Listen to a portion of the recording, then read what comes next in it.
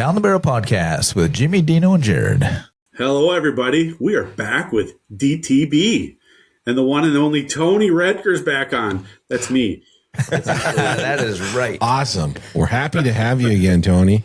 Yeah, we love when guests introduce themselves. I think it's the first one. It's literally the one and only job we have to do, and we didn't even have to do that today. Yeah, we don't even do it that well. Tony did it just as good, if not better than us. Not better. I was actually going to roll right into the rest of y'all, but take it away. Well, go ahead. Oh no, it's okay. It's okay. Yeah. Start with your favorite. For those of you out there listening, they've been asking me who my favorite is all afternoon here, but I haven't picked one yet. So right. Oh, right. Dean does do face products though. So right now he's winning. Tony, check your Venmo. You can't bribe the guests. I know everybody's like, yeah, Dean's got the best radio voice too, and we're always like, yeah, he's got the best radio face too. I do. I got the voice and the face. Yes. What can I say? All around guy. You got it covered, bud. You got it covered. I do. Yeah, we're happy for you. Yeah, thanks. Yeah, but we're here for Tony. We are here for Tony. We are. I'm here for you guys. I'm here for us. I just enjoy this show so much. It's just always it's truly an honor, and I sincerely mean that. It's super fun to be on here. I look forward to it every time. So excited for what we'll talk about today. Who knows where this will go, but we'll get some business done, and I'm sure who knows where we'll go down some rabbit hole. He's one of the nicest guests we've had. The love is flowing. I honestly think that is like the best compliment I've ever got in my life. Right? I mean, that made my Valentine's Day. I know. Yep. Like I can just cancel my plans. Right. I might as well. Happy Valentine's Day, buddy. Yeah, there you go. Thanks, Tony. No, but today we're here to talk about the big expo at the end of the month, right? That's right. We are. The SCI Expo. Minnesota SCI Expo. Minnesota Expo. Yeah, and it's where? What's the city we're in? Yeah, so it's in Brooklyn Park. Yeah, it's the Minnesota chapter of Safari Club International, SCI, better known as.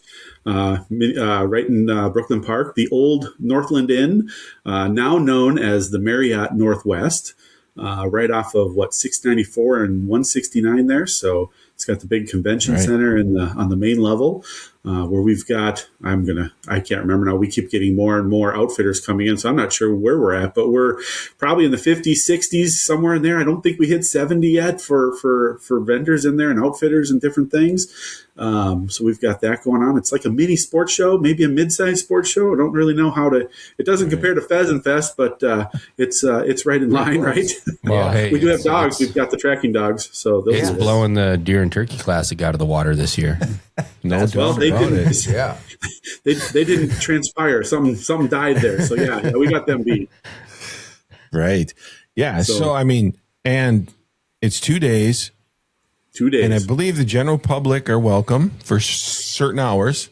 We love the general public to come. Our outfitters love it. We do have products to sell too. We've got wine. There's all sorts of stuff there. We always say there's something for everybody. But yeah, we have public hours during the day on Friday. I believe that's from 1 to 5 or 1 to 6. You can go out to minnesotasci.com and check it out on the webpage. You can still get tickets, by the way, for the dinner activities and the evening auction and different things. But yeah, during the day, you can certainly come out, walk the floor, talk to outfitters, vendors, etc.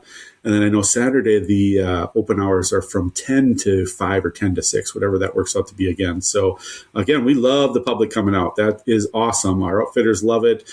You can book a hunt. You can go anywhere from Mongolia to Africa to Spain to New Zealand, plus local hunts, plus places in the United States. We've got some Idaho hunts, I know, for some mountain lions, I believe. I don't know. We got all sorts of stuff. I don't have that on front of me either, and that keeps changing. We have a walrus hunt, though. I know that, and we got a muskox hunt, so I know that. So did you say walrus? I sure did. I was going to bring that up.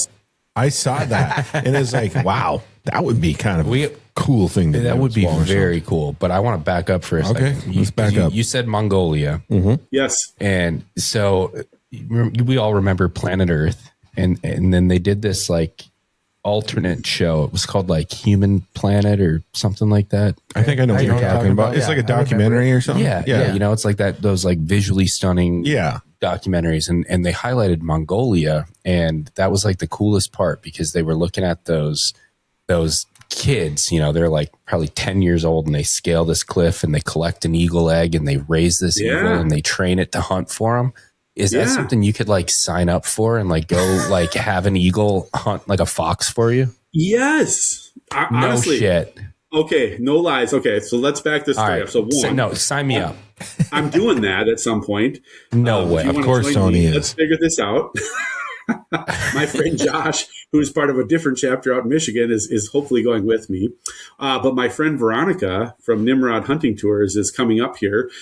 She is actually the one that's doing. We actually have a hunt in Iran too. We know that's a little bit of a sticky situation. So she went ahead and added a hunt in Mongolia. But to your question, that is the Eagle Festival, and that happens every year. I can't remember if that's July, August, or September. It's somewhere in that time of the year. Hold on, I need to shut that door. That dog's barking. It's all right. But she's coming up, and she's going to be there with her husband at a table and booth at our show. And yeah, you can book that, and she can do all of that for you. So honest to God, that's a real thing. You can go out and enjoy the whole Eagle Festival. You can hold an eagle. You can watch them do the hunt thing and whatnot. And to add to your Mongolia piece, I think it's on Prime, but there's a story of a young girl that did this, and I think she's one of the first girls or / women to do this. I know she was young when she started, and I can't remember all the details around it, but it's a really great movie and story about that whole thing you're talking about. And that you can do that. Yes. I mean, you probably can't raise the eagle because you can't stay there. Yeah, that would take a while. But it'd be cool to see. I just when I saw that episode, that just blew my mind. And I just thought it was the coolest thing. And I would love to see that in action. You think that's where they got the idea for Avatar? Where they get those weird, would they go up and get those dragon things? I'm sure. Or How to Train Your Dragon. Well, I don't know, but maybe. Could be. Probably. There might be dragons in Mongolia. We got to talk to, is that Disney? I don't know. That's some cultural appropriation if I've ever heard it. Right? It's definitely Disney. I mean, that's a heck. That'd be fun. Dude, it was, if you haven't seen the episode, go watch it. It's so impressive and just so cool. Yeah, go watch it. Mongolia is really cool, and you can bow hunt there. So that would. I heard they got good fishing there too. I know we're getting off this Mongolia train here, but hey, this is the Mongolia episode. I know the University of Minnesota had a study over there where they had a bunch of students and they did this big study on, I think it was trout fishing or something, and they showed. I watched this documentary on that, and it was amazing. It made me want to visit Mongolia. Yeah. So high on my list too. Yeah. Mm-hmm. So what else do you want to tell us about Genghis Khan? Wow. I think he had a beard or a mustache. I'm not sure. Speaker at the expo? I don't know. I don't think he's coming to the expo. Pretty sure not. Pretty sure not. Veronica's a very nice lady. She does not look like Genghis Khan. Oh man, no, that sounds super cool. Sounds like you got a great lineup of outfitters and everything there. And yeah, it sounds massive. And this is your guys' 50th. This is our 50th. It's actually our 51st. So funny story, COVID took away a year. So it's actually been 51 years. So we did one of our expos per se online with auction and different things. But this is our actual 50th expo. So yes. So it's a big deal. That's cool. We got some really cool guys coming from, I don't know I forget their names. Jared, I think, is one of them. Jim, and then he said me first. He said me first. We're not even going to let him say Dean's name. No. I didn't get that far. This will be our first year actually going. It will. I know we've talked about going before, but it never worked out. Finally, the stars have aligned for it to work out. Right. And this is when I woke up thinking of you guys this morning in my 3 a.m. morning or 3 a.m. meeting I had with myself. It was, I was trying to think, how long have I known these guys? And it feels like forever. And then I realized it's really only been like maybe a year and a half. Mm-hmm. Mm-hmm. Yeah. And you're still hanging out with us. So we have that effect on people. I'm impressed. Actually, I think it's the opposite. I can't believe you still bring me back, but I appreciate it. So yeah, I'm still hanging with you guys as long as you want me here. That's what it is. Right. We still bring him back. It's not that he just keeps coming back. I mean, usually we get told no a bunch. Now, Tony is probably my second longest term relationship I've ever had. True story. But no, we are very much looking forward to being there. Yes. Yes, usually, you know, the SCI Expo aligns with our big corporate board and state habitat weekend, Right. but this year you're the weekend after. So it worked out. It worked out, you know. And we are excited. So looking excited. forward to it. Yeah. I mean, You we're guys doing a work hard, by the way. fundraiser together. So I mean, Yeah, we're going to fundraise together. Mm-hmm. That's one of the things I want to talk about today. You know what? Let's go down this path because it was in my meeting this morning I had with myself at 3:30. You know, why don't people join organizations? We got to get more people to join. We do. I was, yes. There I was. Preach, Tony. I know. I've got to for a minute because here's the deal. You know, I get these people that ask, they hear these cool things. They listen to the podcast or they see a hunt or whatever with kids, or they, you know, they hear about Forkhorn Camp or they, whatever it is. And they're like, I want to be a part of that. And I'm like, join. That's the first step. Join. That's the first step. That's how you become a part of this stuff. Join these groups. These are the groups that are doing those cool things. These are the groups that are helping preserve and save your hunting rights and do all the stuff you want them to do. But guess what? They need membership and they need us to join and then come be a part of it. I just don't get it. So I don't know why that hit me so hard today, but I wanted to bring that up today. So join MDHA, join SCI. You know, there's tons of groups to join and they have all different things that they're doing and they're all good, right? But there's a couple groups you should join if you live in Minnesota, SCI and MDHA. I'm sorry, but those are great groups.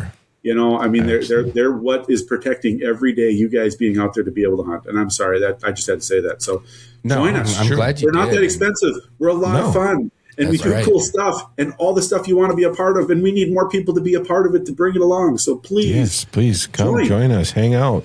Yeah, absolutely. And, okay, I'm done. You know, no, I'm glad you brought it up. And I mean, this might be a good time to do something new and just like, let's talk about why people don't join and how we can get them to, you know, like let's do a live on air brainstorming, something we've never done before. Right. Yeah. Cause we got the leadership of a couple different groups right here in this room. Right. Right. And so like, you know, I have my opinions and ideas on why people aren't joining and how to, you know, get creative and try to encourage them to, but I'd be curious to hear from you as well. And yeah, I wish I had the answer, and it's been becoming more. Well, nobody does. Yeah, that's the thing. I think there's a couple things, Jared. I think some of the methods we are going down are either old methods, and I think you guys do a better job than we do. I'm sorry, SCI Minnesota. I love you guys, but we're watch what these guys do on their Facebook page. Watch what they do on their web page and stuff like that. There's just some more modernality to it and some more refresh to it,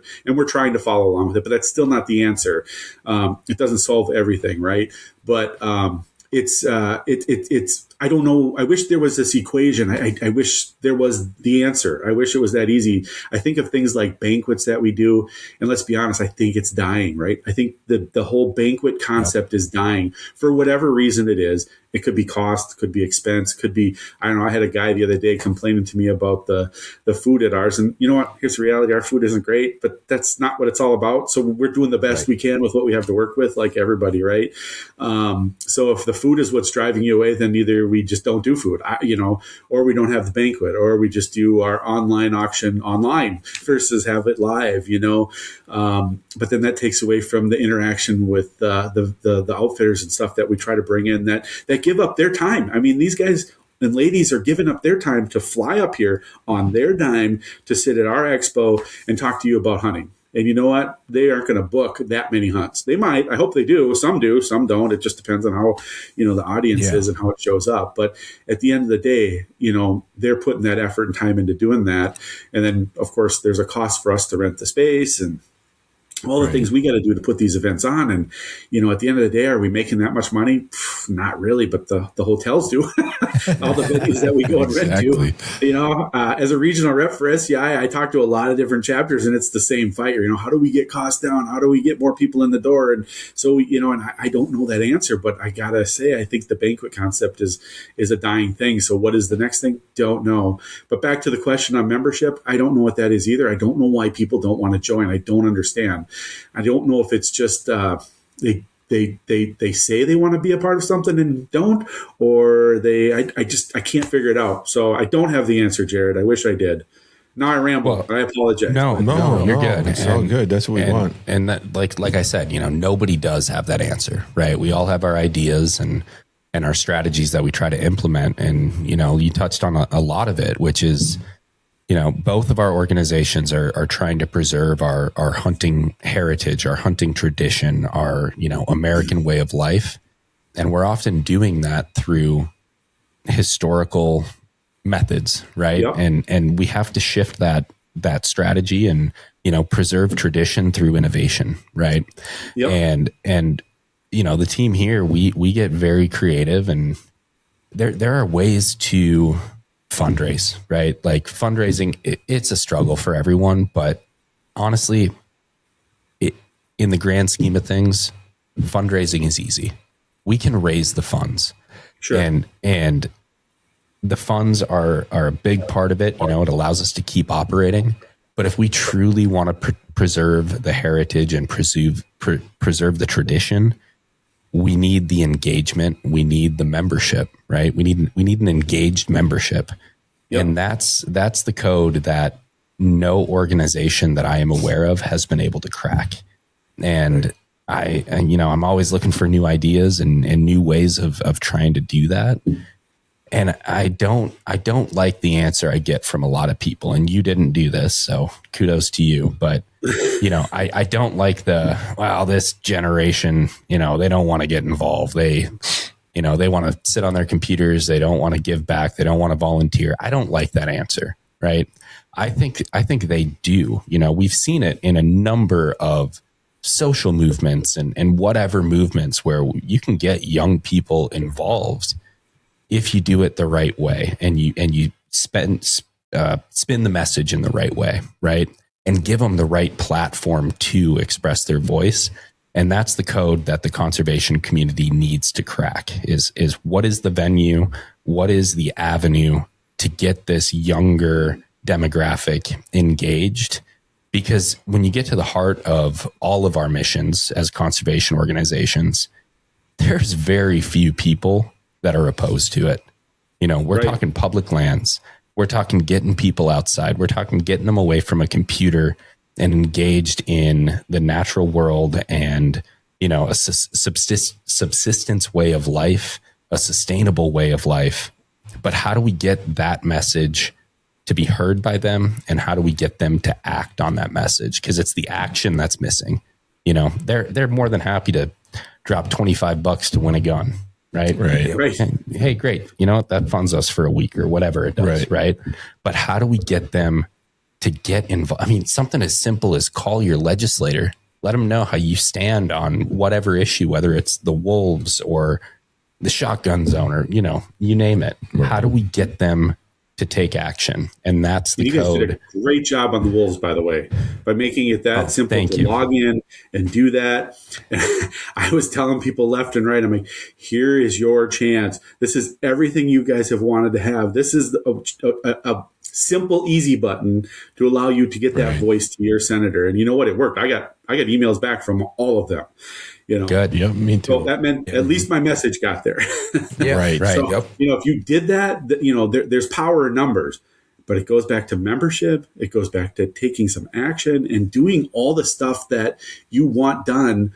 But it can't come from these four guys on this podcast. It has to come from a larger group, and that's membership. Absolutely. And that's, it's not just the guys that are talking on the podcast. It's not the YouTube guys. It's not the people on outdoor television. It's not the people that sit on a board of directors of whatever group. It's bigger than that. It's got to be more people just, again, clicking the easy button to send out some email or some letters to your senators and whatnot to get your wolves delisted and all the stuff you want or whatever it is. Do it. Join. Do it. Hit the button. Everybody's trying to make it easier for you, but you got to be a member. You got to get involved. You got to do the work because it's going to take more than, again, the four people sitting on this podcast right now. So that's right. Absolutely. That's right. Your opinion means shit unless you take action. Exactly. And we are the way to take action. Yeah. Nobody's going to do it for us. And the emails I get as the sitting president of the Minnesota chapter, you need to do more. Okay, I am. Right. What have you done? Right. I took time off of work to do this podcast and tell you to go help us out and do more. I took time off to do all sorts of stuff to go try to get more out of our legislators and different things. I'm doing everything I can in my power to do more. And I'm just asking you to do a little bit. 1, join. 2, send an email. Make a phone call. Right. Whatever it is. But your membership does speak volumes in itself. So that's a first step. So yeah, that's right. I'm sorry. We don't have to spend time on this at all. But I'm glad we agree. That's one of the things I love about the partnership we have. And I talk partnerships, I think, every time. And I think it is, to dig all right, now I'm going back in. Sorry. That's right. I think some of the animosity between groups sometimes I think has been part of a little bit of a killer, right? Even amongst SCI chapters, we've had animosity amongst groups. That has greatly improved. Thank you, Laird. He is our president CEO, and you guys will meet him at the expo. He's coming because of our 50th. He is a great speaker. He is absolutely fantastic to listen to speak and talk about conservation and talk about the stuff SCI does. Absolutely love that man for what he's done for changing the face of SCI. But it's partnerships, right? And he's doing that on a larger scale than I'm doing at this level. But he's going around and working in Europe and creating new SCI stuff throughout Europe and Africa and all these countries. It's absolutely fantastic to see, and that's just all conservation globally, right? But on our local level, it's we got to make sure we're getting along with MDHA and we're talking and we're doing exactly what we're doing today, and the Rough Grouse Society and Pope and Young. I mean, these are all groups that are here in Minnesota, so making sure that we have those partnerships and we have different goals, but the same goals. At the end of the day, it's hunting, right? But there's some other different goals, which is okay. That's good. There's got to be preservation of the grouse. There's got to be the pheasants. There's got to be all this stuff. I get it. That's all cumulative. But membership, join, participate. Well said. Join. Yeah, well said. With one obvious exception being backcountry hunters and anglers. Those guys are. Didn't you just have a meeting with them? Kidding. Yes, I just had a meeting. No, they're great organization. And we are all members. We're all members. We are all members. Yeah, we love them. We love the work they do. Yeah. But apparently I need to join that one too. So I'll have to. I'm familiar with them. I just haven't joined. I haven't participated. Oh, yeah. It's time. Yeah, they're great. Everybody wants my money. Yep. Right. And that's the thing. Everybody always wants your money. Well, and you know what? They need it. They do. Right? They do. These are the people and fighting that's why I'm a member of almost everyone. Yeah. Except for pheasants. Wow, that's we're going to change that. Yeah. But getting back to your partnership talk and everything. So MDHA is doing alongside SCI the cake raffle. Mm-hmm. You are. Or is it do you call it the cake raffle or do you call it the full wheeler? No, we call it the cake raffle. Yeah, okay. super cake, excited. Right. I'm so glad we get joined stuck on this with partnership. cakes. Well, they like cakes, man. Yeah, they like cakes. All right. It's what works. Well, so I'm going to, in full transparency, because I want Lake Superior chapter, because, we're partners and buddies too. They had the cake raffle originally. I don't know what they use their funds for specifically, but they do a lot of stuff with youth and different things as well. As a regional rep for SCI, again, I represent them, but I don't want their feelings hurt because I know when we started doing cake raffle, that might have been a little bit of a touching point for them. But hey, it was a great idea and it worked for us. And our banquets are really far apart by over a month. So it wasn't really intended to steal it. But the reality is this whole cake raffle thing that we started a few years back, we did it with a trap team. And they just chose not to do it, but they made, great money to support their entire trap team. And it was a very small school. They had literally zero resources, right? They had no place to shoot. They had the big schools, I won't name any of them, they are well funded. They're getting their shells, they're getting, help with the shotgun, they're getting their simulators. They've got stuff really well tied up. But this poor little school in Cambridge, private school, they didn't have the resources. So they jumped on board with this, right?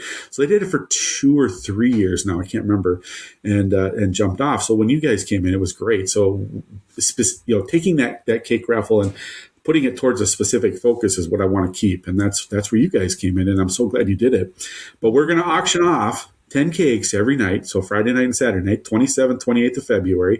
Tickets still available, MinnesotaSCI.com. You can look down for Expo, click the Expo button and buy your tickets, but you can come and it'll be a live auction on those cakes. It's the first 10 items on each night of the auction. And we're going to sell cakes with the proceeds going towards, obviously, Fork Horn Camp and sponsoring kids at Fork Horn Camp through MDHA. After we the 20th cake, which would be night 2, so 10 each night, we'll do a drawing to see who wins the 4-wheeler. So you got a 1 in 20 chance to win the 4-wheeler. It's a nice 4-wheeler. I should know what it is. I can't even remember what it is. If it's a Polaris or it is a Polaris 570. Polaris Sportsman 570. Yeah. Yeah, it's pretty sweet. That'll be there. We're going to have it in your guys' booth. So you guys are right on the main drag there, and it'll be right in your booth. So no guarantee that it'll be there when the winner is drawn. But. The winner's got to take this thing home. So that is awesome. So I guess I take that back. No, actually, the winner doesn't have to take it home. Those guys come pick it up, and you go pick it up at the dealership. So, but they leave a 4-wheeler with us, which is nice. So, and there may or may not be chunks taken out of the cakes prior to being auctioned because I may be there when they're delivered. A few fingerprints. Yeah, exactly. Yeah. I mean, I have to be there when they're delivered, I think. I don't have to be, but I might be. You can be. Yeah. Friday morning. Yep. Yeah. I just locked that all in with the hotel, made sure they knew. So, yeah. Perfect. Good. Did we get any fun decorations this year? Do we know? On the cakes? I kind of let her decide, and they'll surprise us. Yeah, so I mean, I think I'm excited for. I want a cake with it, like an eagle flying off a cliff catching a fox.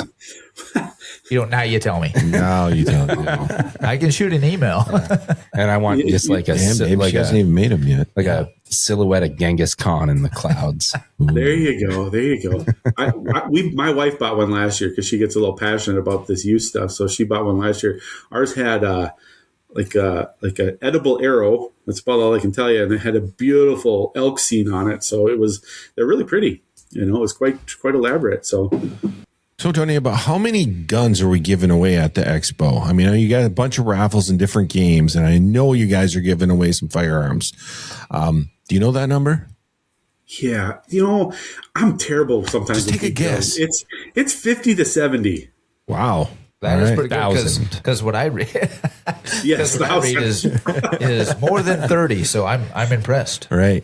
And they got some real man calibers in there. Do they? God, yeah. Oh, man. 6.5 Creedmoors galore. No 6.5 Creedmoors allowed at the SCI banquet. I'm looking at one right now that is a 375 H&H. I know. Ooh. That is what I get excited about. Yeah, the Winchester Model 70 Safari Express. Right. Yes. Yeah. So Tom on our board is the gun guy. He works for a distributor of such beautiful things as guns and different things and bows. So he has great connections. So he does a really nice job of finding nice stuff and acquiring it over the year and whatnot. So yeah, we have a very nice selection of guns. I will admit that we spend a pretty heavy chunk of coin on guns for this particular event. So we also give guns away at our other events too, our Christmas party and our annual meeting and different things too. But this is the one obviously where we give away a lot. There's probably a Weatherby in there. And it's nice stuff, right? We've really tried to make a point of having nice guns, not just some cheap stuff. It's nice stuff. So right. Yeah. If you want to go to Africa, we've got it. If you want to go shoot some pheasants, we've got that too. If you want to go, nice, whatever, we can, hook you up. So they're pretty neat. There is a 6.5. Really? Yeah, that's there probably is. Yep. Okay, that's the early bird. Believe it or not, there is a group of people out there that like those. Huh. Yeah. There's like 6 of them. Yeah, 6.5. I do love the. Are you going to do 6.7? Is that what you just did? I did 6.7. Oh, Jesus. I don't even know what that means, but I don't either. I have a teenage son too, but I just ignore him. I do love the 6.5, back and forth we have going. Yeah. Yes, I would like to reiterate. I just happen to own one. Well, that's why it all started. I know, But like, that's not like my go-to gun. I know, but it's fun. It's fun. It's just a joke, but I mean, not really. But speaking of calibers, yeah, Tony. Yeah. When I win, a Mongolian trip to Mongolia or a trip to South Africa or whatever, obviously it depends on what I'm targeting, right? But like, I feel like you have the most experience in South Africa. So if I were to go to probably. Yeah. So if I were to go to South Africa, not with my bow, because you are an avid archer, is there a caliber that you would recommend that I could cross off the majority of what I'm interested there? What would be? I have seen a little bit of everything there. So I'll put it this way. I'll say it depends on which part of Africa you're going to. If you're going to go to the Northern Cape, say you're going to go with Marupa Safaris out there on the Northern Cape, you're going to have long range shooting. I'm not going to lie, the 6.5 is not the worst choice for some of the plains game out there. Because Did you hear that? It does reach out there, right? So baby deer out there. It isn't the worst choice. I've seen 308s, I've seen 30-06s. 30-06, I think, really works well up in the Limpopo province. To me, it's more around similar to Minnesota. Your shots are under 100 yards. You might shoot through a little bit of brush or something like that. So that 30-06 is a nice choice as well. Your 7 millimeters, things like that. 338s I've seen. If you're going for the dangerous game, that just changes the game. That's when you're going to get into your 375s and different things like that, right? Yeah. You need that solid bullet and that heavy caliber to go bring down your Cape Buffaloes and your Lions and things like that. That you just need a heavier caliber for that. But for your plains game, you can treat it very much like you're shooting a deer. It's your calibers are going to work really just fine. So, but some people may argue with me and say you need more, and that's fine. Then bring more. So my 17 HMR is good to go. I would say that might not be quite enough. No, for him it's okay. I'm going to have a 50 cal behind him, but he can go ahead and shoot that line in the eye with a 17. So with the dangerous game, like let's talk Cape Buffalo. You're looking for more penetration than expansion with your bullet, correct? 100%. Yeah. That rib cage on that Cape Buffaloes, they overlap, and so you're going to have to penetrate that bone. And you're talking about an animal that really is not interested in dying. There's a couple animals that don't like to die: Gemsbok, wildebeest, and Cape Buffalo. The joke in Bushveld, what's that? And Jared's. I do not like to die. I haven't tried it yet, and Jared's, yes. I haven't seen any Jared's on the Kalahari or anything yet, but if I do, thank God. they say the more bullets you put into a Gemsbok, the tougher they get. So that is an animal that just is a tough beast. Really cool critter, but they are tough. But yeah, you're getting into that dangerous game. You definitely want to get in your 375 and up type weapon with the solid bullet. You don't want that expandable. You want that solid bullet to go in and try to get through there. Yeah. Wow. You want that impact that's just going to wall and just shoot it 17 times. I have yet to see a video where somebody puts a bullet in a Cape Buffalo and they just fall over dead. They always run off. Unless you put it in the head, I've seen them drop with the head. I will qualify that. But your broadside shots, they're just not going to fall down. I'd have to bring so many pairs of pants with me. I'd be like, there's a Cape Buffalo. Bring me my brown pants. I would joke about that with a pirate and red pants and brown pants. Yeah. Yep. That'd be so fun, though. Yeah. But yeah, I mean, there's going to be all kinds of outfitters at the expo. Yes. Offering these types of hunts, right? Yeah. And that would be able to answer these questions. Right. Sure. Come down and talk to them. Yeah, absolutely. And if you want to book a hunt there, you certainly can at the expo. But you want to rent a gun when you go to Africa or any other country, you can do that too. And they'll have the weapon you want, weapon you need, and they'll take you out and let you shoot it ahead of time. So if you don't want to do the hassle of bringing something, all these outfitters will help you out. And that's our outfitters from anywhere, whether it be Scotland or Ireland or we have hunts there too. Nice. And you get into Spain and Mongolia and all these places that, especially Africa, they've got guns for you, right? They'll make sure sure you're calibrated in the right caliber for whatever game you're going to chase after. So, but yeah, they'll definitely, they'll definitely answer all your questions on what you should bring to any hunt you decide to book at any of these places for sure. Absolutely. That's great. Yeah. Do any of these outfitters have a time machine where I could go back and hunt an Irish elk? Didn't I? I think I just saw something where they're bringing those back. And they're trying. Really? That would be so cool. That would be pretty cool. Those things are just Those and the mammoths I saw just the other day. The mammoth, they got the DNA in. I don't know that that's a good idea. I've seen Jurassic Park and what happened. So I'm not convinced that this is a good idea. We should learn from Hollywood in this case. Right. Yeah. No, I'd be down with bringing the Irish elk back. Oh yeah, that'd be cool. I mean, what could they realistically? What damage could they do to us? Right. I mean, they could kill us, but like, Well, I mean, one at a time. right. What a sweet mount. Yeah, Right. No doubt. Oh man, no doubt. No doubt. I'd need a bigger house.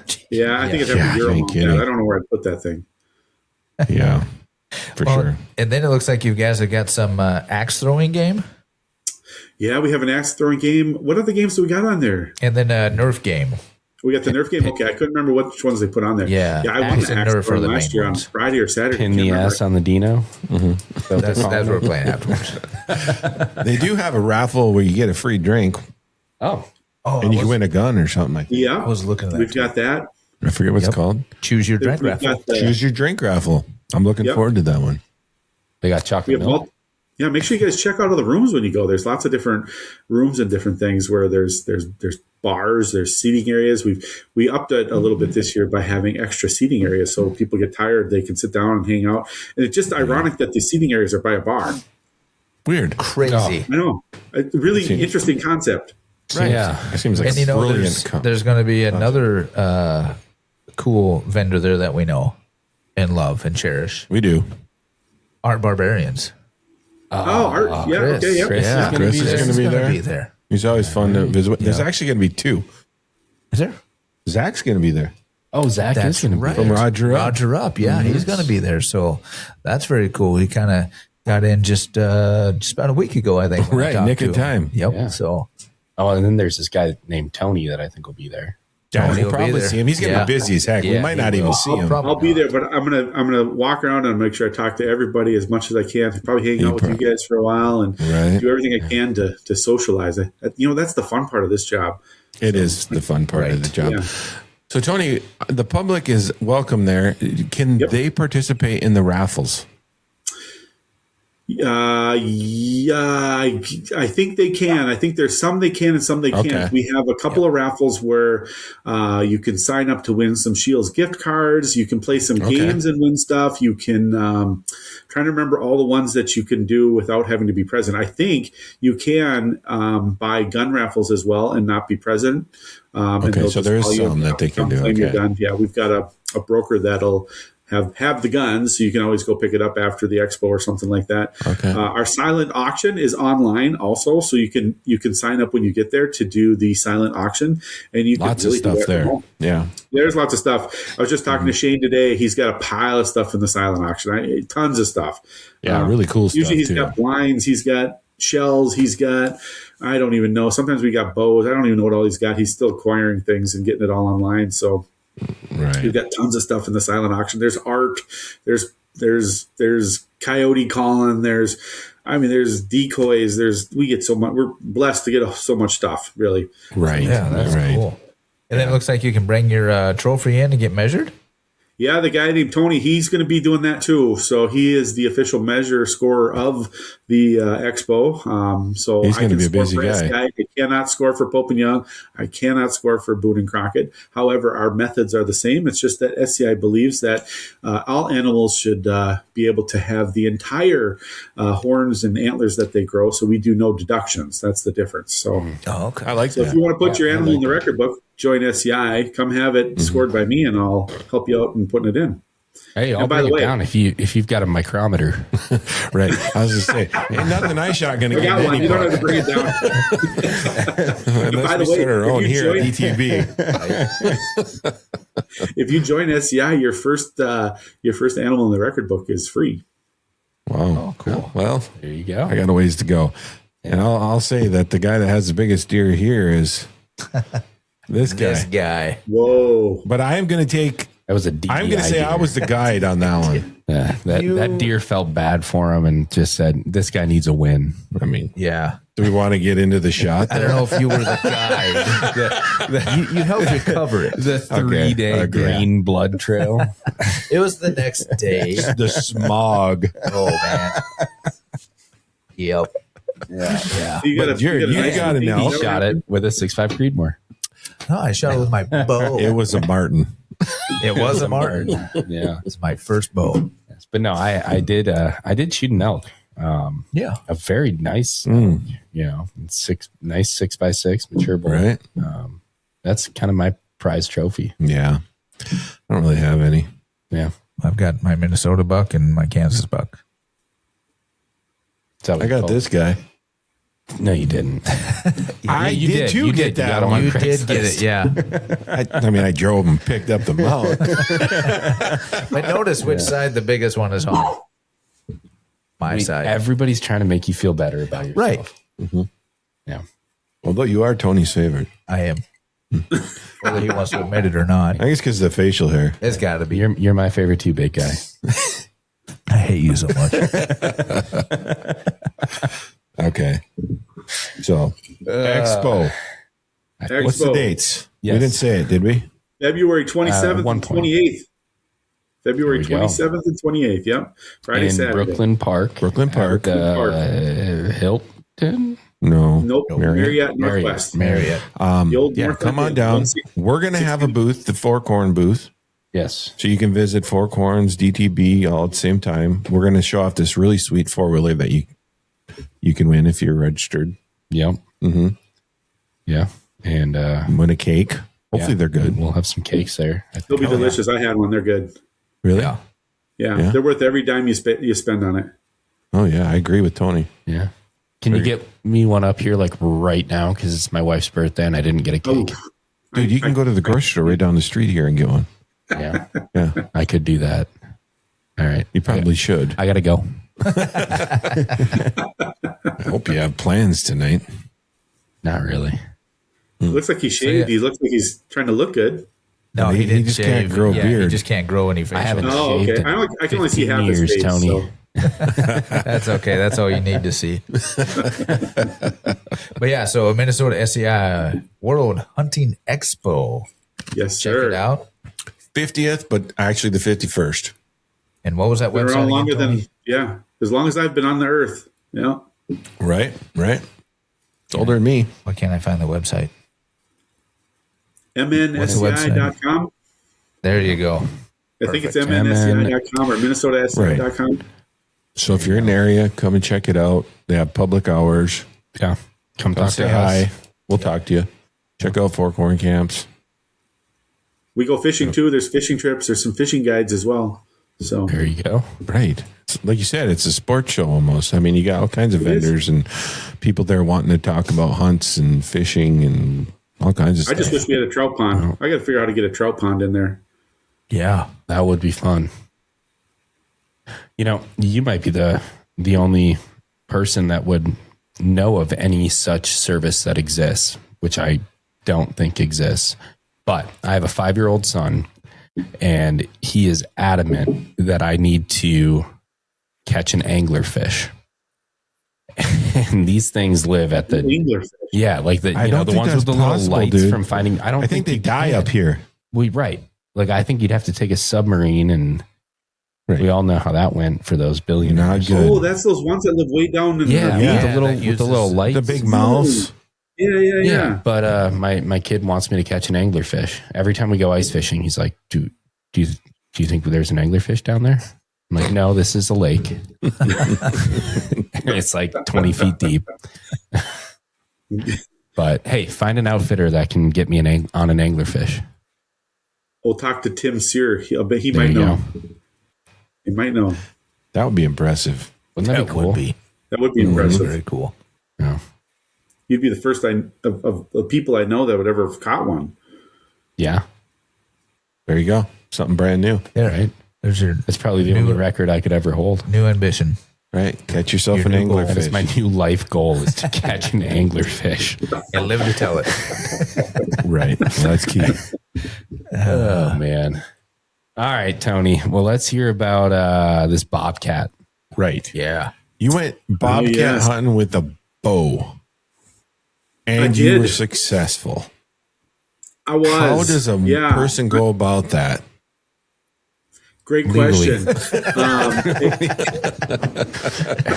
Well, see, I hit it with my truck. Happen to have an arrow in the back. So I have to say, I had no idea there were that many bobcats in the state of Minnesota. And it's just and I'll call me ignorant, call me whatever. I'm sure there's some smarter person out there listening to me that says, yeah, duh, you can shoot 5 of them on a small game license if you're a resident. I'm like, but this dummy didn't know that. And everybody I've talked to doesn't know that either, right? So in the state of Minnesota, there's a short bobcat season. I think it's about 3 weeks long. It's in January.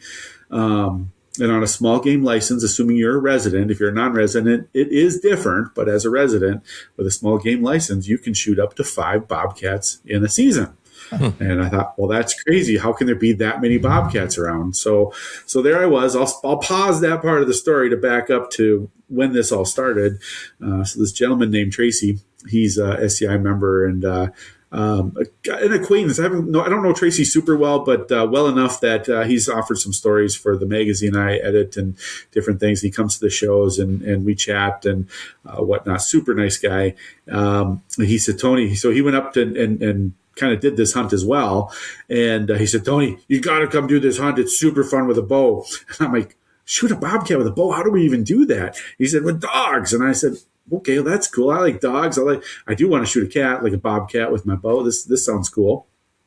And so he said, well, come with me. And we booked the hunt. So he did get one with a bow. He shot it out of a tree, which is awesome. And he was one of the first ones with this outfit. I think he was the first one because I think I was only the second one to shoot one with this particular outfitter. Shane from Cameron Lakes Outfitters out of North Dome, Minnesota. Nice. So I drove through your guys' neck of the woods to get up there.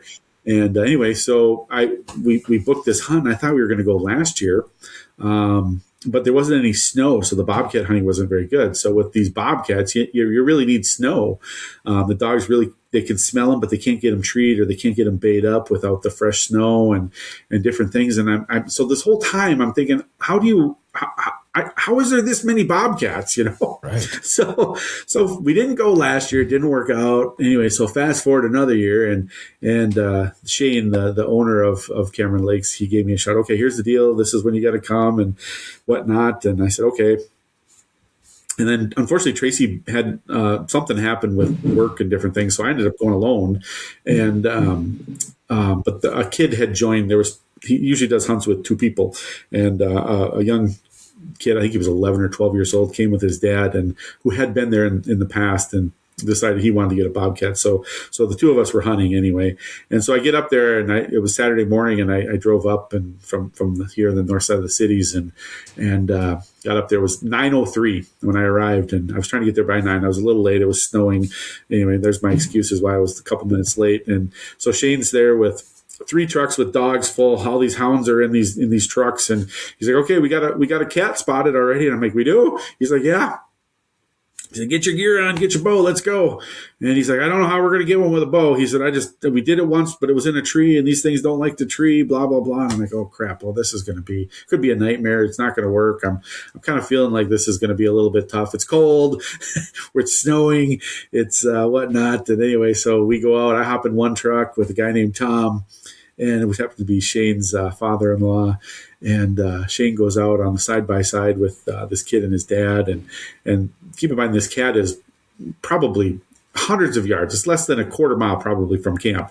And they're out there, and I'm going one way in the truck. They're going another way. Tom hands me a GPS collar or tracker, which has the dogs on it. And they turn the dogs loose, and we hear some barking. And I'm looking at the dogs circling on the GPS thing. And I'm like, well, this is kind of cool. And I don't really know what to do. And Tom drives down here to the other guy who's got a truckload of hounds and whatnot. And next thing, all we heard on the radio was cat. And we didn't know what to do. So we kind of just stayed in our spot. And then Shane calls over the radio again, and he said, well, we got the cat. And we're like, okay, what does that mean?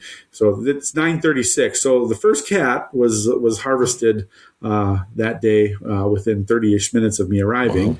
And that was amazing. And it was within, like I say, a half mile of camp. It was absolutely crazy. So I'm like, is this how it happens all the time? He said, as long as we got fresh snow, we can find cats. I'm like, how many cats are there? He's like, there's cats all over the place. I said, you're kidding me. He said, no, there's literally cats all over the place. So it turns out I'm no cat expert for anybody that wants to criticize anything I'm about to say, but I spent 2 days doing this, and I learned very little, but enough to be maybe a little bit dangerous from the standpoint of you need fresh snow, you got to have good dogs, and there literally are cats everywhere in the state of Minnesota. So we went out that afternoon tracking cats, and I learned some little tricks from these guys on how they do it. I won't give that away because that's not my place to give that away. And I learned that cats basically walk in other animals' tracks. So that's why oftentimes you don't find the tracks. They'll walk in like a coyote track or a fox track or even the rabbit tracks. I learned that the majority of their prey is rabbits. So if you find rabbit tracks, there's most likely some cat tracks around. So we found a few sets of tracks that afternoon, and but no cats to track because it was snowing, and everybody was so excited that it was snowing. And it even became a more perfect storm because it was going to end by 5 or 6 o'clock, which meant it was going to end right about dark. And so they said, the next morning, we're going to find cats all over the place. I said, you're kidding me. No, we're going to find cats all over the place. So I'm like, okay. So we went back, we had a little dinner, and we watched a little football. It was playoffs, and get up the next morning at about 4:30, whatever, and we go start looking for cat tracks. And I hop in one truck, the other 2 trucks go out, start looking for cat tracks, and literally tracks all over the place. We passed up, I kid you not, a dozen sets of cat tracks in the area we were looking. This is all state land, public land, logging roads, different things that we're driving down, and there are cat tracks all over the place. And so they're showing me how to find them, and I'm like, oh, dumb. I had no idea. But anyway, there are literally cats all over the place. So, but none of them were big enough. Shane is pretty neat. He's got a pretty neat program going up there. He's booked up for 3 years. He only takes 200s per week deal. So, and he only shoots big toms. He will not shoot the kittens. He won't shoot the females. He'll only shoot the big toms, which I thought was actually really, really cool. He says the only way I can sustain the population is shoot these big old toms, and I can figure it out by the tracks, and I won't send my dogs out on them unless they're a big track. I'm like, oh, well, that's respectable. I can get on board with that. And, so we go around and we're trying to find what track to chase. And Tom, I'm sorry, you are going to hear this maybe if you listen this far into this podcast. And you are apparently a legend in picking the wrong track to chase, which we did. God damn it, Tom. So Shane the whole time was, we should chase the one over here. So we all go in different directions by like 20, 30 miles, whatever it is. So Shane's like, we should really chase this cat. This is a big cat. This is a big cat. We should chase this one. Tom's like, no. This is the cat we want to chase. So a guy named Junior and his dogs come over, and we start chasing all these cats we find. Well, they were the wrong cat. So here's the other problem with small cats. If you got snow, those small cats can run on top of the snow. So they run faster. They don't tree, so they don't go up a tree because they're not really scared of the dogs. They stop, and then they wait for the dogs to get close, and then they jump 15 feet over a different direction, so the dogs lose them. And you're watching all this on this little GPS tracker, and it's kind of crazy. The dogs will take these circles, and then they'll be hauling ass off some other direction in a circle, and then they're hauling ass over here, and they end up sometimes back where they started. And I'm like, what the heck is going on? They're like, that's for sure. It's a cat then when it does that, because these cats, that's what they do. They lose the dogs, and then the dogs find them again and whatnot. And this just goes on and on and on and on, right? So they're like, well, we're not finding any cats. And so they get all the dogs back. So by this time it's noon. So keep in mind, we went out at about 4:30 in the morning. It's noon. It's been a few hours out in the truck, and we don't have any cats found. And Shane says, hey, guys, we should really go back and chase the cat track that I found. And we're like, okay, fine. So we go over. And the other thing they don't do is they don't chase cats past like 1 or 2 o'clock, because if the dogs take them, it might be dark by the time they find them. Because it's not uncommon for these dogs to take a cat for 10, 12, 14 miles.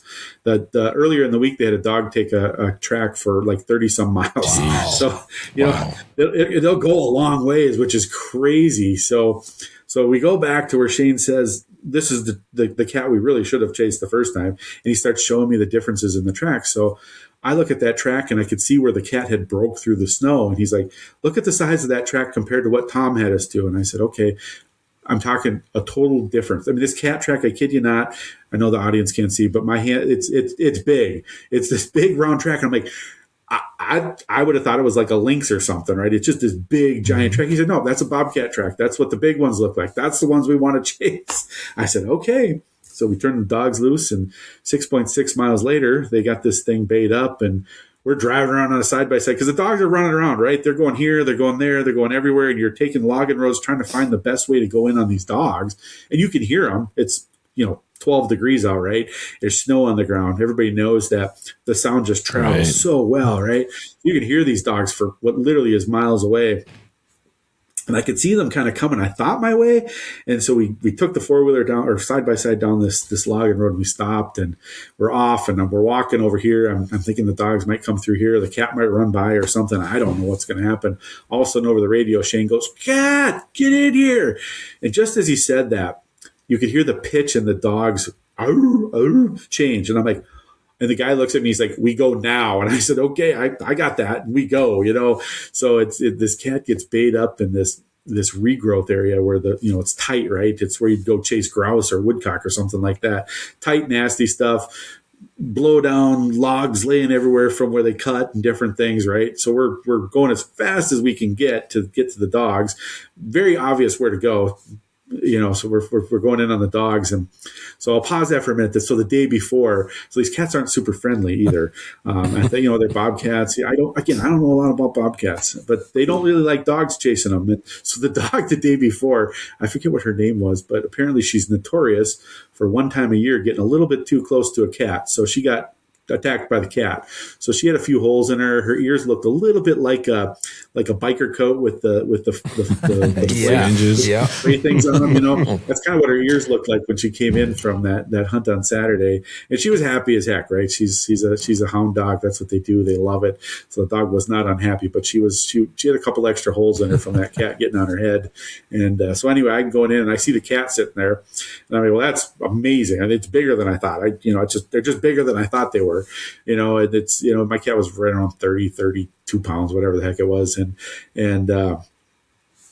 I go in and we're trying to get a shot. I'm doing it with a bow, right? So I'm trying to get my arrow and my bow finagled around the trees and different things. And the dogs are in there, and Shane's trying to pull dogs off, and the other guy's grabbing dogs and trying to hold them back. Because the problem with the bow, this is what makes it different than the rifle. And I didn't fully understand exactly what they were saying because I've never done this with hounds, but the arrow is going to go into the animal, right? And it's going to stick out or be in the ground. And those dogs like to go in, and they don't damage the cat, but they'll bite at the cat, and they didn't want the dogs to get stabbed. Right. So I didn't fully understand what was going to happen or how that was going to work or how we were going to get around that or why they were worried, but until we're in there, right? So finally figure out what's going on. So I'm in there, and he's like, "Come here." The cat's walking off, and then the dog goes in, and the cat jumps on the dog's head. Cat jumps off the dog's head.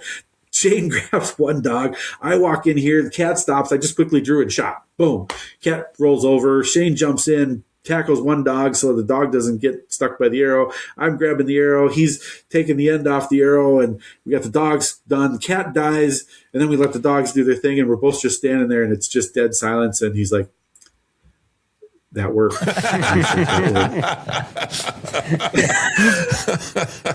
That worked. It was just, and I smiled, and I didn't even know what to say. I mean, it was just the coolest thing, right? And my adrenaline's going, but it's not going. It was kind of a little bit surreal. I'm like, and there's this big old cat laying there, and I'm like, well, that's just really dang cool. It was just a really neat experience. So it's definitely a hunt I would strongly recommend for people to do. It's just I don't know. I like working with dogs, so seeing the dog work and the cats and only shooting old ones. I mean, that's just really good conservation work. Right. It's really good just all around. And it was just absolutely I would say one of the cooler things I've done. It's just fascinating, neat stuff. Right. So there's my cat story, guys. Yeah, good story. Yeah, first one he's got on the ground. Right, I was going to say, first one he shot on the ground with a bow. Yep, yeah, first bobcat we've ever got with a bow bayed up on the ground, and he even says, "Got a little wild."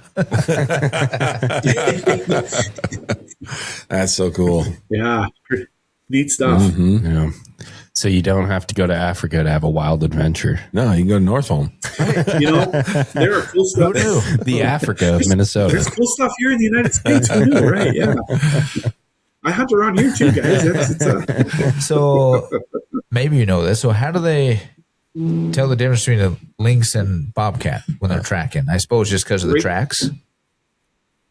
It must be the tracks. So we didn't see any lynx, so I couldn't tell you the difference. I can say, you know, as a kid hunting out of, you know, the International Falls or Minnesota areas, that's where we deer hunted as kids. You know, we'd see tracks, and I think my dad always said they were lynx, but honestly, I don't think we knew. I couldn't. Maybe they were, some were, but I'll bet a lot of them were bobcat. Right. We just didn't know it. Yeah, lynx is pretty rare around here. And that's what I was going to say too. I suppose just because there's not as many, you know, even. I mean, they do exist, but they're pretty rare. Right. Yeah. I think most of them play in the WNBA now. There's that. Yes. Yeah. Very good point, Jared. Yeah, good point. That sounds like a point somebody from Mound would say. Yeah, exactly. Yep. I'm just here for facts and color commentary. You're here for something. You're here for something. I thought it was for the pretty face, but whatever. Hey, you said it, not me. Tony prefers Dean, apparently. Pretty face. You know, he's working hard on his face. He's got that nice facial hair going. Let's see what you can do, Jared, in the next couple of weeks. Hey, I'll do my best. All right. And I will look exactly the same. I will have significantly more hair on this mole. And that's about it. It's something, but I mean, he hasn't shaved in 6 months, and it shows. Yeah. Right. I do have to clean up the neck. Right. You should. It's your wife's birthday. Yeah. Well, for sure. I think I want to hunt a bobcat now. That sounds cool as hell. You should. And it's funny because, I mean, I lived up here. I live north of here, close to Northholm. I've never heard of dog hunting bobcats. No. Obviously, trapping. for sure. Yeah, trapping is, common, very common. But yeah, I never knew you had that option. Yeah. Especially with a bow. Shane, Right. Yeah, nobody's doing it with a bow. They will now, but Shane, he grew up in Northholm, and he's like, I grew up here my whole life. He said, I'm in my 40s now, and I didn't know they existed. So he's only started doing this outfitting thing about 10 years ago with the dogs. Really? Okay. And he's like, yeah. So it's fairly new for him up there. It's fairly new, probably in the state of Minnesota. I would guess. As far as guys doing it, I don't know anybody else doing it but this guy. So Yeah, it sounds like a hoot. It does. Yeah. I mean, even with a bow is crazy. It's awesome. Which would be amazing. But, even to do it with dogs, with a gun would be amazing too. I mean, like you said, watching the dogs work is, and my experience watching dogs work is bird hunting. Right. Yes. But even that is just, I get blown away every time. Yep. Mm-hmm. Yep. So to see that would be pretty cool, but would also be a little more nerve wracking. Right. With a predator like a bobcat. I tend to really love the dogs I hunt with. Yeah. Right. Yep. And you got a cat putting holes in it. I mean, Right. no. I like to pet that ear. Don't shred it. That would just, that's cool. Yeah, for the listening audience, those hounds love this. Working dogs, they live love for this stuff. These guys are really well taken care of, for sure. So there's no harm done to them, and by anything intentional by any means. These dogs love to chase cats. They live to chase cats, and it's definitely their life. They when he wraps up here, oftentimes he goes out west. Now he's probably out there now. He's probably out chasing mountain lions. So I suppose. Oh wow, that's crazy. That would be cool. Right. Yeah. And I'm going to jump. Mountain lions will treat. Yes. Go ahead. I was going to jump back to the expo just for a second on this same topic. You said you had the tracking dogs there, right? Yeah. The Minnesota tracking dogs will be there. Yeah. So is Shane a part of that organization, or is that a different kind of thing? David Little is the one that I do most of my contact with. From Bailey's tracking dogs, little Bailey's tracking dogs. So I work a lot with David from that standpoint. He's the one that organizes it. So I don't know exactly what you're talking about, but he brings in everybody from that group. Right, I know it's a big group. I was just curious. Well, I would think that tracking dogs would be different than what. Yeah, they're more hunting dogs. Than hunting dogs. Yeah, tracking dogs are more, recovery. They're trained to follow that makes sense. I mean, we had totally different than hounds. Juliet. Julia, yeah, and according to her, the tracking dogs are more like the adrenal glands. Yes. That that's the scent that those dogs are following for. Whereas these ones are actually tracking hunting live animals. Okay. Yeah. That makes sense. Yeah, I was just curious if something like that would be there, because that'd be interesting to talk to somebody like that. You know, yeah, it'd be cool to book a we mountain lion hunt. have some hunts. I don't know if we have any. I got to look again. We've got some guys we're still trying to bring in. One guy does have hounds because he chases mountain lions with them, and he has a hunt he's donated to us. If he's there, he could definitely answer those questions for you to get to that. But I don't know if he's coming or not. We're still trying to figure. We've got some outfitters that are still, they've maybe donated, but we're not sure if they're actually going to show up to actually be at the expo yet. I think that'd be cool to do a mountain lion hunt. Well, I want to do Bobcat. I want to do a Bobcat. Yeah, cool too. Put me in touch with someone that can get me on a Bobcat with an eagle. Probably the falconry people. Wow. Right. I'll see what I can do, Jared. I'm sure I can figure something. Bow would be fun, but It would be so much fun. eagle, I guess. Yeah.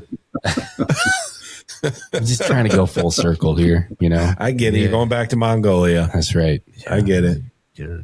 I think what everybody doesn't know is we had a whole podcast before we did have a podcast before the podcast. Yeah.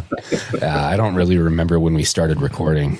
I might be referencing. I'm actually hoping we are recording. I see the red button. We're good. Yeah, we're good. Oh, man. It's counting down. All right. So you did a ram hunt with your family recently? I did. Yeah. So Rams on the Ridge, another Shane. I've got this thing with Shane. So, so my Bobcat scored really, really high in the SCI record book too. So it's not really the important part of the story, but it kind of is, because my Ram I hunted with the other Shane here, Shane Henry from Rams on the Ridge, also scored really high in the record book. And I'm just kind of shaking my head because that's not at all what my intention was. But the really intention was to take the kids hunting. Right. So my kids have had a really good year in school, and my daughter's going to hate me, and I don't mean this, Evie. I love you, sweetie, but you have a good year in school every year. But my son had a really breakout year this year in school, and he has also been working really, really hard with his bow. And he took an archery class, and he just, he did the work. I got to give him credit. That he's 11 years old. He did the work, and he's been wanting to go on one of these ram hunts. And for the listening audience, there is a lot of different ranches. Yes, this was a ranch. Yes, it's high fence. I get it. Love it, hate it, call it whatever you want. But here's the deal. Some of that stuff is really fun.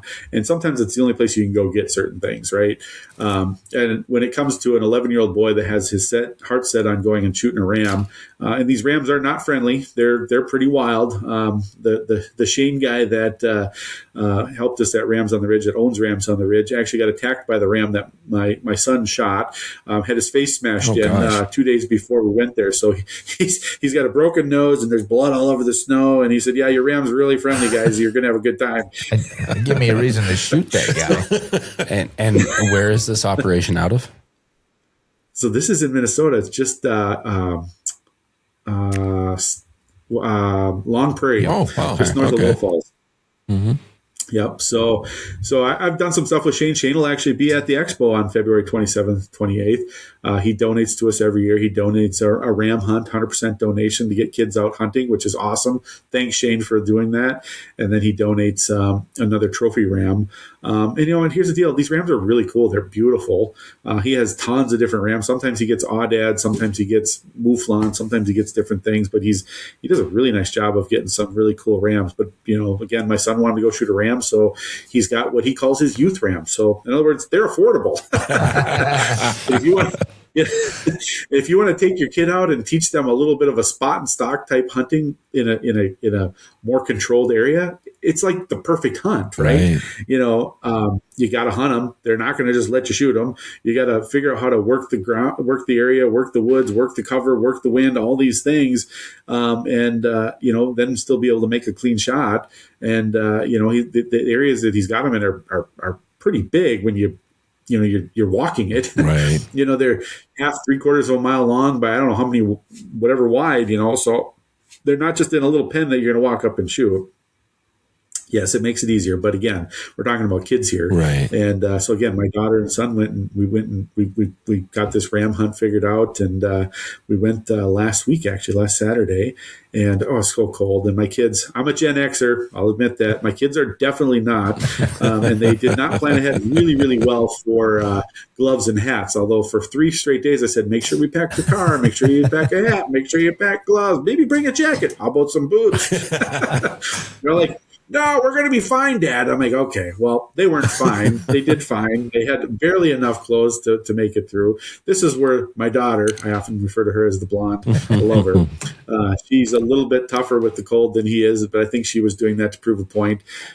He had gloves. She did not, but she stayed out there longer. But again, I think that was to prove a point that she was tougher than he was. And but we worked really, really hard. We started hunting about 8:30 in the morning, and we were still hunting at 2 o'clock in the afternoon. So again, these things are not easy. But my son was able to get his ram with a bow. Very cool. It was such a cool experience. Again, back to the Gen Xer thing. That kid gritted through it. He was going to do it with a bow, and he did do it with a bow. He missed some shots, and then he was able to finally get an arrow in one, and then able to go up and finish it off, and that was great. Yeah. And then my daughter also got one with a crossbow. Nice. In her case, and then. And then I've always wanted a 4-horn ram, and he had a really ugly 4-horn ram. And it's huge. It's absolutely huge from a record book standpoint. And I don't want to give away where it scored in the record book, but it's really, really, really high in the record book to the point that it's ridiculous. And I'm kind of embarrassed at the same time because it was not the intent, but it's so ugly nobody wanted to shoot it. So again, price was right. So I got the benefits of having a giant ram, and I got to do my own little spot and stock. And nice. You can ask my daughter about it when she's sitting with you guys over in the MDHA booth at the expo about it. Yeah. And how I left her in the woods. I left her in the woods to go spot and stock my own ram because she was making too much noise, and I ended up getting my ram by myself. Well, my son was warming up because, of course, he didn't have a hat or gloves, and she sat there all by herself with the rams. So anyway, but yeah, a lot of fun. Rams on the Ridge, Long Prairie, Minnesota, great place to go and introduce your kids to hunting at an affordable price. Have a great, wonderful day. I don't think they taste that great personally. I did pull some meat off of it. I was going to ask you about that. It's not awesome. I ate the bobcat, by the way. Really? So, and what that tastes like? State of Minnesota does confiscate the carcasses, but really? I did pull some back straps off of it, and we did eat it. It's mixed reviews on what we think of it. One bite was good. One bite I'm not sure about. Do you have any left? My wife, on the other hand, says, don't ever keep the back straps off the bobcat again. My kids, on the other hand, are like, it was really good, Dad. So I'm like, it's very mixed reviews. I don't know what to tell you on that. So they keep the carcass, you said? Yeah, they take the head and the carcass. Really? And I can get the skull back later. Okay. I was able to keep it and get it measured and whatnot. Well, there's a window of time before you have to actually per se get them to the headquarters. But so I was able to get some things done, like the scoring piece before I dropped it all off. But yeah, they take the whole carcass.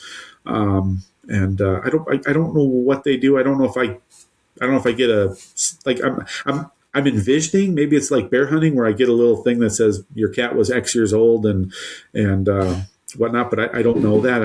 I haven't heard yet. Yeah. And then I think I get the skull back. I hope I get the skull back. They said I would get the skull back when they call me. So whenever that is. Yeah.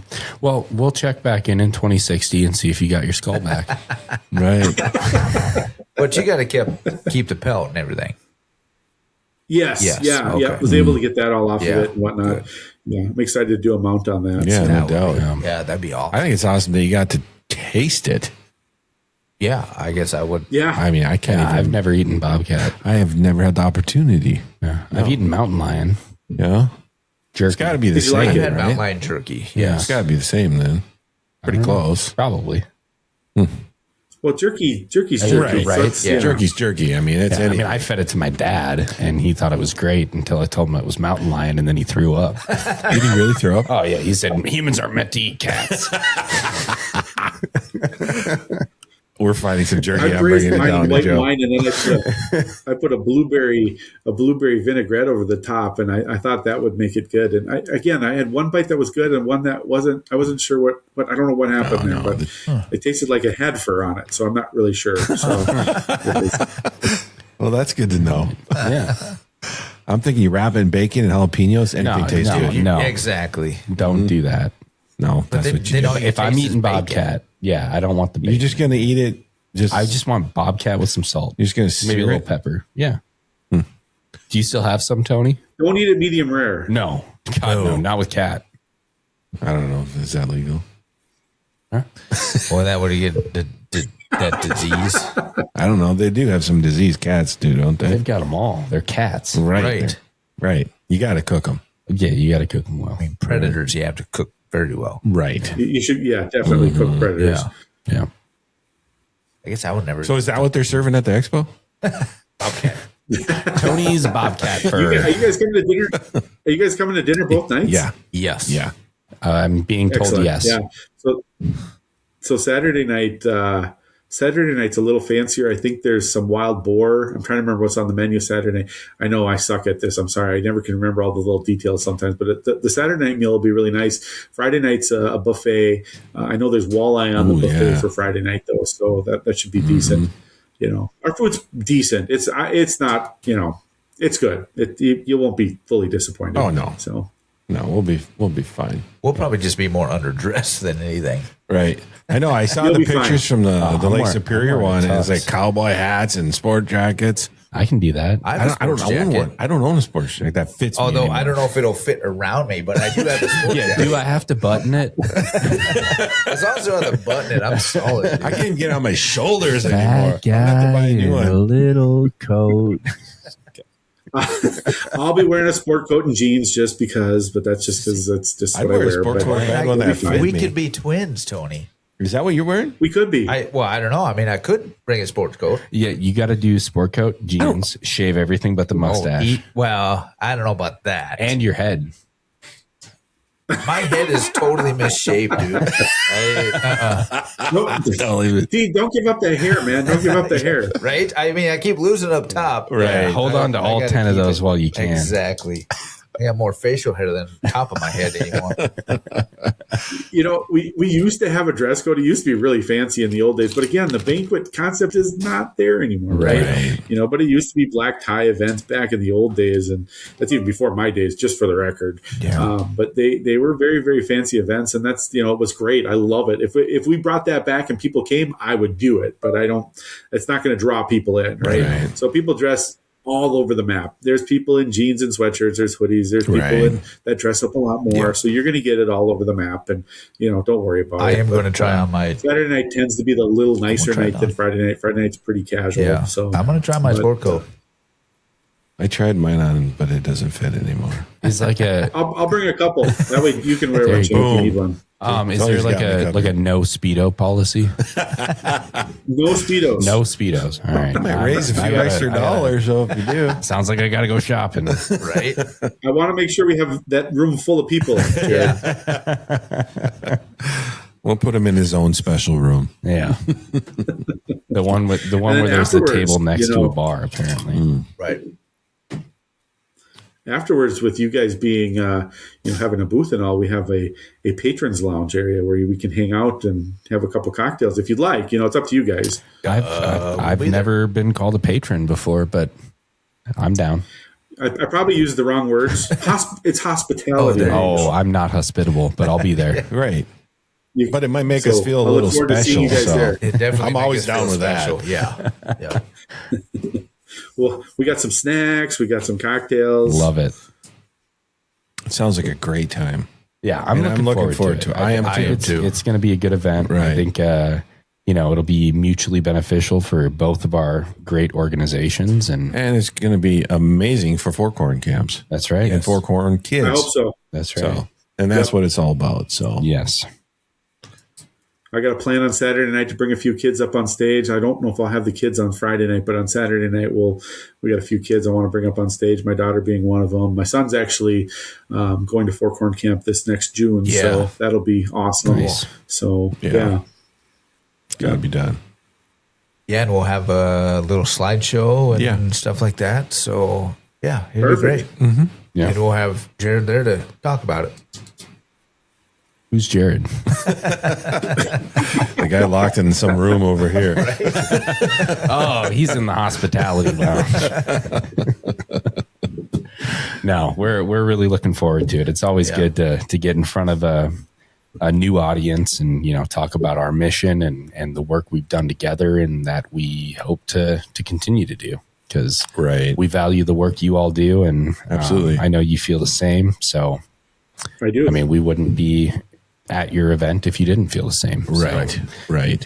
Thank you. 100%. Thank you for having us. Yeah. Thanks for inviting us. And yeah, we're really looking forward to it. Well, that's awesome. I got a little warm fuzzy in all sincerity, and I'm just glad it's working out, and I'll continue to strive to do that at the regional rep level as long as I have that role. I won't be president forever, so I got another year or so as president. There's rumor that they're asking me to stay on longer, but I don't know if I will.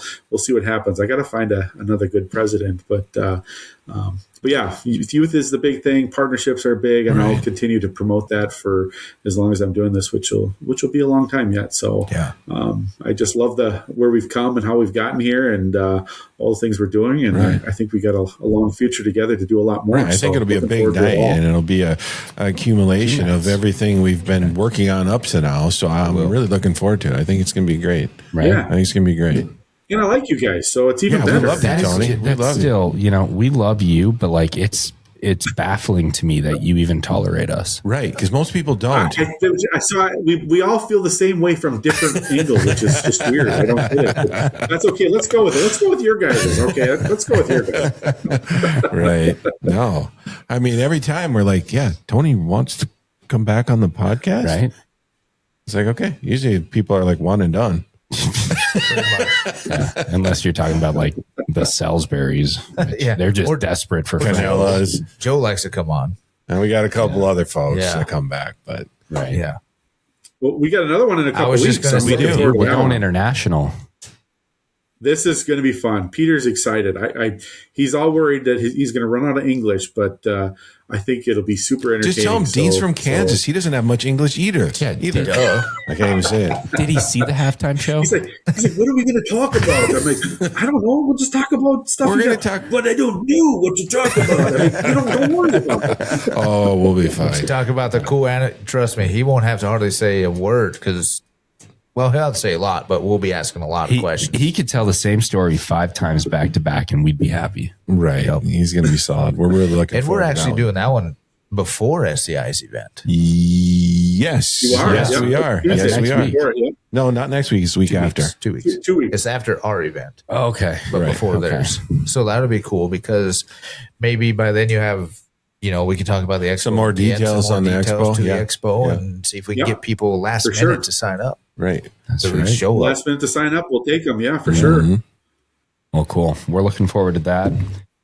And same.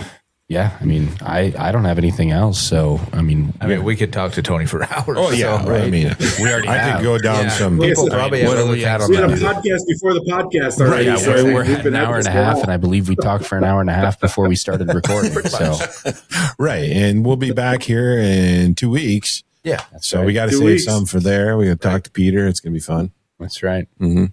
So I expect awesome, the same guys. sweatshirt next time we see you. I'm going to wear the same sweatshirt. You better. I love this sweatshirt. It's one of my favorites. Awesome. I even wear it to church. There you go. I don't even have a sweatshirt. I have a T-shirt, but not a sweatshirt. I got all kinds of T-shirts and stuff, but I don't have that sweatshirt yet. I got to order it. I got to order it. You should. Yeah. All right, well, Tony. Once again, thanks. All right, guys. Thank you. We'll talk to you in a couple weeks. Yeah, appreciate it, Tony. The Minnesota Deer Hunters Association has been building our hunting and conservation legacy over the past 40-plus years through habitat, education, advocacy, and legislation in Minnesota for Minnesota. The Minnesota Deer Hunters Association and wolf.report proudly sponsor this podcast. However, please note that the opinions, topics, and guests featured may not necessarily align with the views, beliefs, goals, or mission of our sponsors. Need help and don't know where to turn? First Call for Help 211 connects you to free, confidential support, including dedicated veteran services for housing, food, and mental health, available 24/7. Just dial 211. Help starts with your first call.